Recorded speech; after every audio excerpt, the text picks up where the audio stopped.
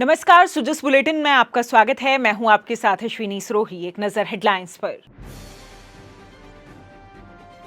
युवाओं को अत्याधुनिक प्रशिक्षण देकर रोजगार परक बनाना राज्य सरकार की प्राथमिकता। मुख्यमंत्री ने निवेश अनुकूल औद्योगिक वातावरण तैयार करने के लिए प्रभावी कदम उठाने के दिए निर्देश। प्रदेश में संचालित महात्मा गांधी अंग्रेजी माध्यम विद्यालयों को मिलेगा नया जीवन। विद्यालयों को सुव्यवस्थित और संसाधन युक्त बनाने हेतु राज्य सरकार कर रही प्रयास। संसदीय कार्य मंत्री ने जोधपुर सर्किट हाउस में सुनी आमजन की परिवेदनाएं। प्रत्येक शिकायत पर तत्परता से कार्रवाई के दिए निर्देश।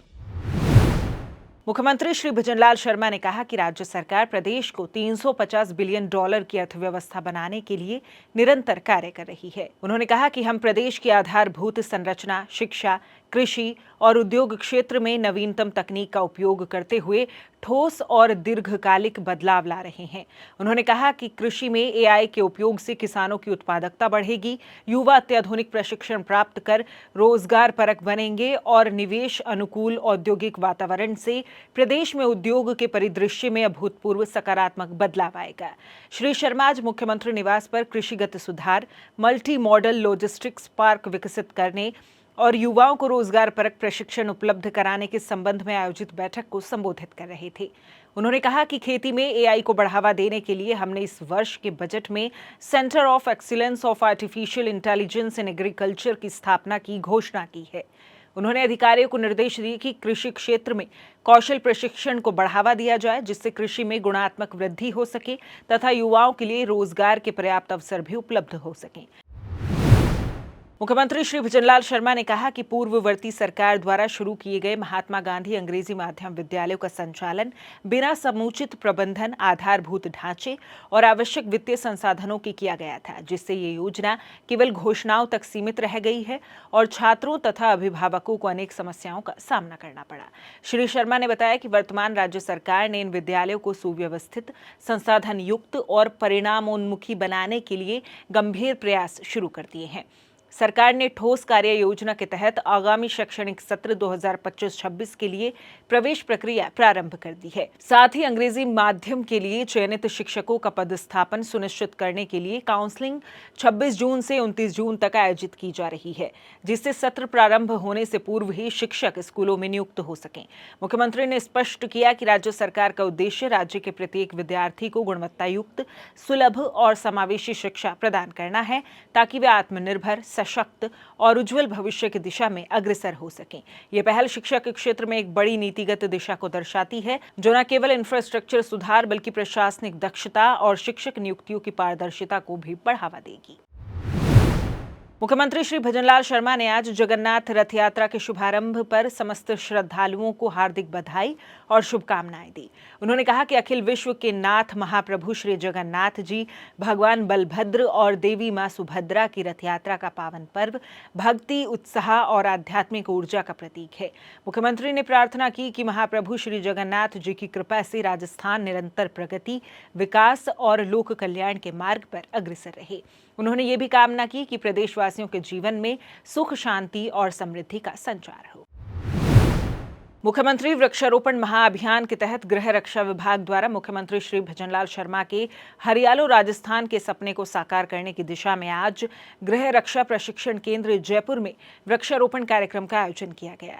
इस दौरान महानिदेशक एवं महासमादेष्टा गृह रक्षा श्रीमती मालिनी अग्रवाल सहित अन्य अधिकारी, कर्मचारी एवं गृह रक्षा स्वयंसेवकों ने परिसर और उसके आसपास के क्षेत्रों में लगभग 200 पौधे लगाए। कार्यक्रम में श्रीमती अग्रवाल ने कहा कि तेजी से बदलती जीवन शैली में पर्यावरणीय संतुलन बनाए रखना अत्यंत आवश्यक है। वृक्षारोपण केवल एक कार्य नहीं बल्कि प्रकृति के प्रति हमारी जिम्मेदारी है। ऐसे अभियानों में जन भागीदारी न केवल आवश्यक है बल्कि अत्यधिक सराहनीय भी है। राजस्थान राज्य प्रदूषण नियंत्रण मंडल के अध्यक्ष डॉक्टर रवि कुमार सुरपुर ने मंडल मुख्यालय में पदस्थापित व सभी क्षेत्रीय कार्यालयों के प्रभारी अधिकारियों को निर्देश दिए कि मानसून को ध्यान में रखते हुए जिला प्रशासन सहित विभिन्न हितधारकों के सहयोग से राज्य सरकार के हरियालो राजस्थान अभियान के तहत ज्यादा से ज्यादा पौधारोपण सुनिश्चित करें। आरएसपीसीबी अध्यक्ष डॉक्टर सुरपुर आज झालाना में मंडल परिसर स्थित सभागार में राज्य स्तरीय समीक्षा बैठक की अध्यक्षता कर रहे थे। उन्होंने इस दौरान MIS 2.0 में उद्योगों के पंजीयन की स्थिति, CETP और डेटा ट्रांसमिशन से जुड़े स्काडा सिस्टम की कार्यप्रणाली सहित राष्ट्रीय हरित अधिकरण एवं अन्य न्यायालयों के निर्देशों के अनुपालन की स्थिति आदि विषयों पर विस्तार से चर्चा की। उन्होंने कहा कि हितधारकों को नई तकनीकों व कानूनों से अवगत कराने और सहयोग प्रदान करने के उद्देश्य से प्रत्येक क्षेत्रीय कार्यालयों को माह में 2 दिवस की कार्यशाला का आयोजन करना चाहिए। इसके लिए गैर सरकारी संगठनों, अंतर्राष्ट्रीय व राष्ट्रीय संगठनों आदि का सहयोग लिया जा सकता है। डॉक्टर सुरपुर ने अधिकारियों को निर्देशित करते हुए कहा कि लंबित आवेदनों को समयबद्धता के साथ निस्तारित करें ताकि मंडल मुख्यमंत्री श्री भजनलाल शर्मा के ईज ऑफ डूइंग बिजनेस के विजन में अपनी सार्थक भूमिका निभा सके। भारत निर्वाचन आयोग की नो वोटर लेफ्ट बिहाइंड पहल के तहत 18 वर्ष पूर्ण कर रहे पात्र नागरिकों को मतदाता के रूप में पंजीकृत करने के लिए राज्य निर्वाचन विभाग द्वारा सतत प्रयास किए जा रहे हैं। इसी क्रम में मुख्य निर्वाचन अधिकारी श्री नवीन महाजन की अध्यक्षता में आज शासन सचिवालय में state steering committee on accessible election की बैठक आयोजित की गई। श्री महाजन ने कहा कि राज्य निर्वाचन विभाग सभी मतदाताओं, विशेषकर दिव्यांगजन को सुगम और समावेशी मतदान अनुभव प्रदान करने के लिए प्रतिबद्ध है। दिव्यांग मतदाताओं के मतदान केंद्र तक आसान पहुंच सुनिश्चित करने के लिए विशेष व्यवस्थाएं की जा रही हैं। मुख्य निर्वाचन अधिकारी ने कहा कि नव मतदाताओं को जोड़ने और उन्हें जागरूक करने के उद्देश्य से कॉलेजों में इलेक्टोरल लिटरेसी क्लब्स की सक्रिय भूमिका सुनिश्चित की जाए। उन्होंने चिकित्सा, सामाजिक न्याय, उच्च शिक्षा सहित विभिन्न विभागों को निर्देश दिए कि वे अपनी वेबसाइट पर वोटर रजिस्ट्रेशन पोर्टल का लिंक अनिवार्य रूप से प्रदर्शित करें। साथ ही विभागों द्वारा नागरिकों से प्राप्त किए जाने वाले आवेदन प्रपत्रों में मतदाता पंजीकरण से संबंधित विकल्प भी सम्मिलित किए जाएं ताकि पात्र नागरिकों की जानकारी प्राप्त कर उन्हें वोटर बनाया जा सके। राज्य सरकार की जन सुनवाई पहल आमजन की समस्याओं के समाधान और प्रशासन को जवाबदेह बनाने का एक प्रभावी मंच बनती जा रही है। इसी कड़ी में आज सर्किट हाउस जोधपुर में संसदीय कार्य विधि एवं विधिक कार्य मंत्री श्री जोगाराम पटेल ने नागरिकों से सीधा संवाद किया और उनकी समस्याएं गंभीरता से सुनी। मंत्री श्री पटेल ने जन सुनवाई में राजस्व, स्वास्थ्य, शिक्षा, पानी, बिजली, सड़क और सामाजिक सुरक्षा जैसी मूलभूत सेवाओं से जुड़ी समस्याओं पर नागरिकों की बात सुनी और मौके पर ही संबंधित विभागीय अधिकारियों को आवश्यक निर्देश जारी किए। उन्होंने स्पष्ट किया कि मुख्यमंत्री श्री भजनलाल शर्मा के नेतृत्व में राज्य सरकार का उद्देश्य अंतिम व्यक्ति तक राहत पहुंचाना, संवेदनशील और पारदर्शी प्रशासन देना है। राजस्थान में मानसून की सक्रियता ने बीते 24 घंटों में अच्छी वर्षा का तोहफा दिया है। पूर्वी और पश्चिमी राजस्थान के अनेक हिस्सों में बादलों की गर्जना के साथ हल्की से मध्यम बारिश हुई। वहीं कुछ स्थानों पर भारी वर्षा भी दर्ज की गई। बारिश के इस दौर से लोगों को चिलचिलाती गर्मी से राहत मिली है। वहीं कृषि कार्यों को भी गति मिलने की संभावना है। मौसम विज्ञान केंद्र जयपुर के अनुसार राज्य में आगामी 48 घंटों के दौरान कहीं कहीं भारी बारिश होने की प्रबल संभावना है। नमस्कार, मौसम विज्ञान केंद्र जयपुर आपका स्वागत करता है।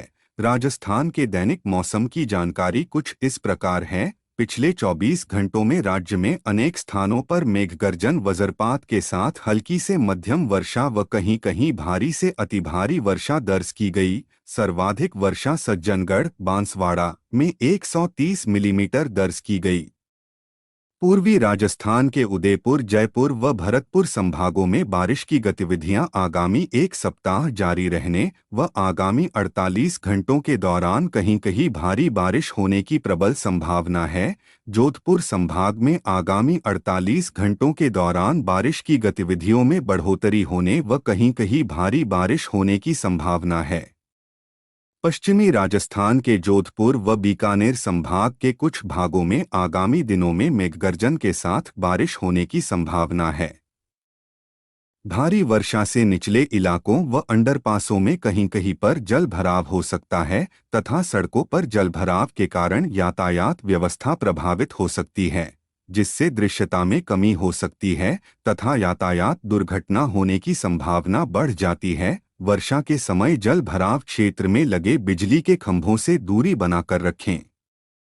सोलर पैनल आदि को तेज हवाओं, आंधी से नुकसान हो सकता है। कृपया सुरक्षित कर समुचित उपाय करें। जिस बुलेटिन में फिलहाल के लिए इतना ही। फिर होगी आपसे मुलाकात, तब तक के लिए नमस्कार।